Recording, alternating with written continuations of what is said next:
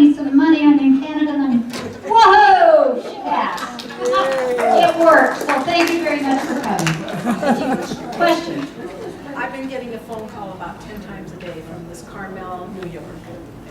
And of course, caller ID, says Carmel, New York. My husband accidentally hooked it up the first time. And it was a Hispanic person or something like that. I said, don't answer this. You don't answer it. I looked in my phone book, instruction book, and there's nothing in there where I can block the call. If you have, depending on your phone company, you can call your phone company and they will give you so many free blocks. So you can call your phone company and see if they'll block it. And I have a caller ID, and I just do not, even if it's a 520 number, if I don't know that number, I let it go to voicemail, and then if I know who it is, I pick it up. Because these guys are good. They're sitting in Jamaica, they're sitting in the UK, anywhere, and over the web now, they can have phone calls that go through your computer, and it looks like a 520 number, but they're calling from overseas.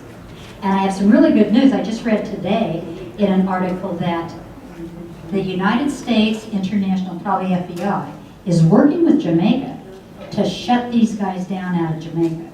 The bad news is they'll move. They'll go someplace else. And that's why we have to educate our citizens. Just hang it up. Don't play with them. And when you pick up the phone and there's nobody there, that means they're timing. Sometimes that means they're waiting, and they can tell when you're home if you pick that phone up.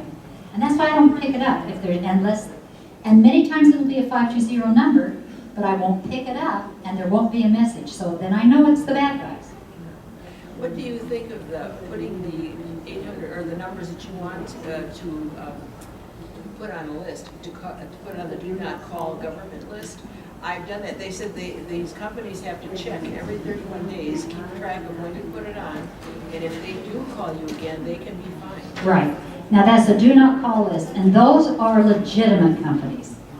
These aren't legitimate. Okay. They are criminals, and they will keep calling and keep calling and keep calling because they're hard to trace, because a lot of them are burner phones, we call them. They just throw away. So the numbers change, the numbers change, the numbers change. And that's a good question. Thank you. Yes?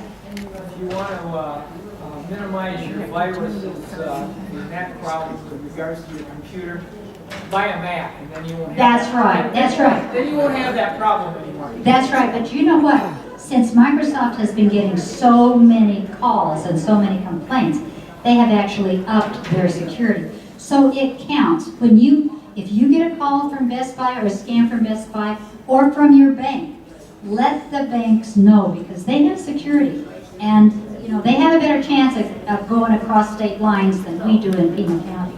So let the banks know, because they're getting up on their security too. And I just want to say we have the best bankers in the country right here, because they're looking out for you. So if they have a question, if they say, have you called your grandson? Listen to them, okay? Yes. Property and paying cash, and they want to have proof of funds. They want their bank statement, number crossed out, and then they're going to put it on the internet or show whoever it is. And they say, You talk to your banker about that. You talk to your banker about that. about 4 or 5 months ago, we got a check for $9,000. Oh, how lucky. Took it in and I showed the bank, and she said, she called up New York and was supposed to have written it.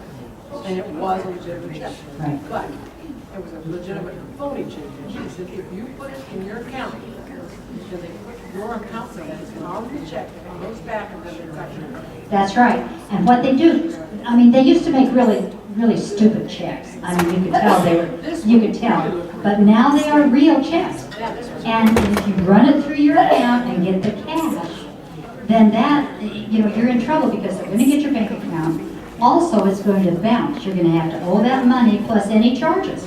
So it's really wise to ask your bank. Just be aware of that. These guys are good. They're really, really good. And they keep changing. They keep morphing. We have to keep up with them. Because I think we're getting ahead of them in Green Valley. I think maybe, that's our goal. That's why we're here today. So thank you very much for coming.